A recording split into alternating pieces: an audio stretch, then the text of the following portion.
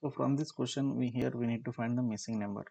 So looking at these numbers, we can identify a pattern. So it is in the form of n cube plus n square. So here the number 2, this number can be written as 1 cube plus 1 square, that is equals to 2. So 12 can be written as 2 cube plus 2 square, that is equals to 12.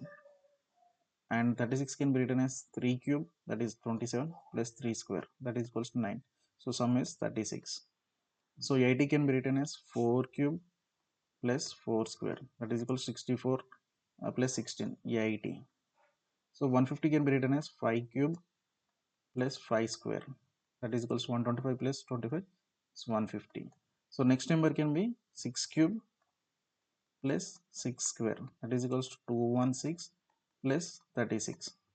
So that is equals to 252. So option D is right answer.